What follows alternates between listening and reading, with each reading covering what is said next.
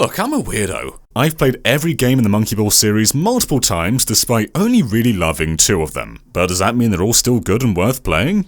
Well, not exactly. It's more like every time a new installment scratches a small itch of the greatness the series achieved at its peak. But that peak was long ago.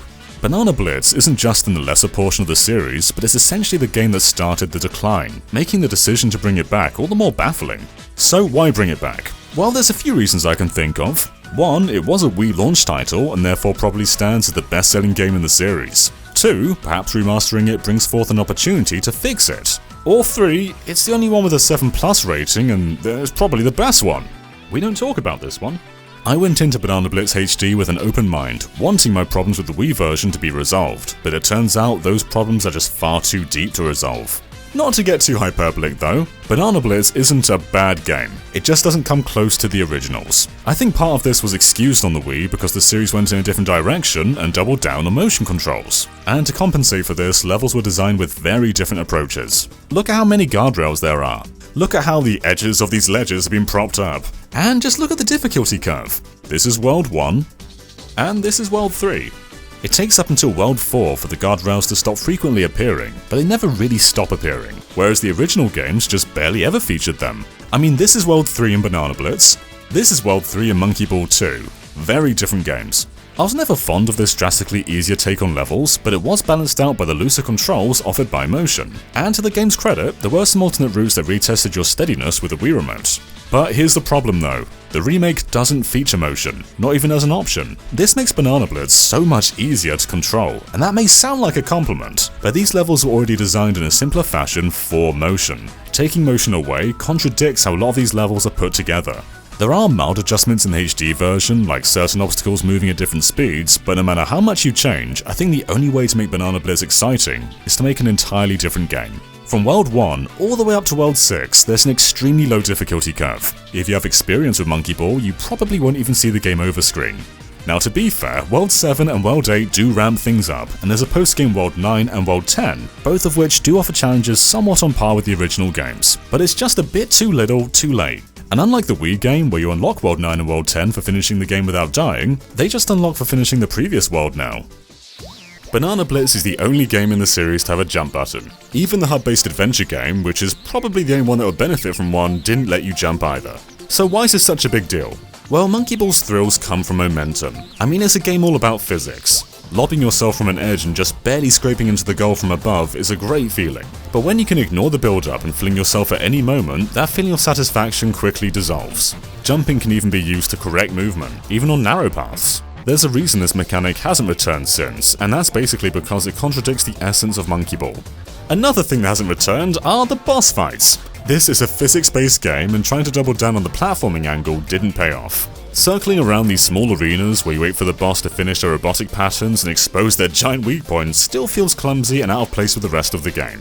But on the positive side, I am really behind the new parts of Banana Blitz HD. The new UI kinda looks like Persona 4, and I'm always alright with that. Not every track from the original returns, but everything that is here, including new compositions, sound fantastic, and the new theme song is wonderfully cheesy.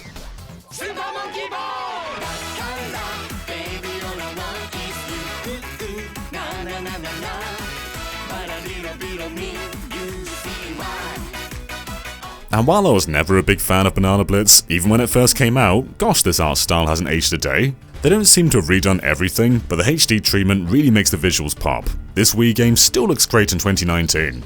And as you've probably heard, Sonic is in this version. When you finish World 8, you not only get World 9, but also Sonic the Hedgehog, who, while far from being a monkey, is actually really well implemented. The more platformy levels feel a tiny bit more natural with Sonic's tighter controls and better jump, and if anything, it's just really cool to move classic Sonic around in 3D space for the first time since Sonic R. Obviously it doesn't justify the game on its own, but it's a cool bonus for Sonic fans. In fact, every other character has a new, unlockable outfit too, so this really isn't a bad remake per se. Everything new does go a step further to adding a stronger personality to the game, but sadly it's not enough. Monkey Ball isn't just about the main game. In fact, if anything, the party games were the best part of the original two. These expanded on the core mechanics in a smaller multiplayer environment, and gave us games like Monkey Fight, Monkey Race, Monkey Bowling, and of course the wonderful Monkey Target. There weren't many of them, but each one was pure quality. Banana Blitz on the Wii though certainly favoured quantity over quality. There were 50 minigames, most of which disregarded the ball mechanic entirely, so you're left with a bunch of random, disconnected games, and the worst part is, barely any of them are worth your time. But Banana Blitz HD cuts those 50 down to 10. And if any other game cut that much content, that would obviously be a bad thing, but no complaints here. They weren't worth playing before, and I'm glad they had the idea to focus down and attempt to salvage the 10 best ones. But unfortunately that idea falls a bit flat. These 10 are improved over the originals with more reliable controls and minor core enhancements, but it's not enough to make them different games. This is still one of the worst takes on Monkey Target, lacking almost all the quirks that made the originals so endearing.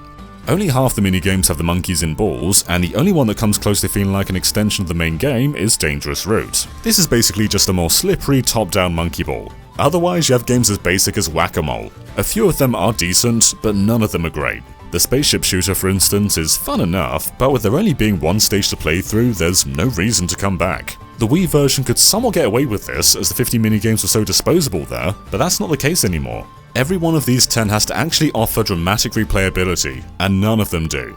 Some are even more shallow without motion, like snowboarding is now ridiculously easy, and Hurdle Race has gone from being a waggler to being a button masher. Not quite sure which one's worse. I'm all for Sega giving other games in their back catalogue this kind of treatment, but there's just no salvaging Banana Blitz. It's a bad monkey ball game and just an average game in general. The levels take way too long to get interesting, the boss battles are out of place, it still feels like it was designed for motion, the jump button contradicts so much of the core formula, and the party games just aren't that much fun. Heck, even Sonic didn't feel like showing up to the party, as he's only playable in the main game. On top of that, there are a few levels where the camera was in an extremely awkward place, and one level just barely worked with other characters. Like here it is with Ai.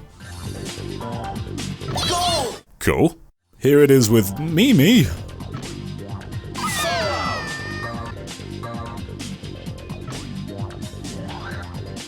There were moments where I had fun, but having to work your way to get there isn't something I'd recommend. A lot of the new bells and whistles are charming, but it's like a banana with a bunch of brown bits. I can colour them in yellow, but it's still going to be all gross and squishy when you bite into it, even if there are some natural yellow bits alongside it.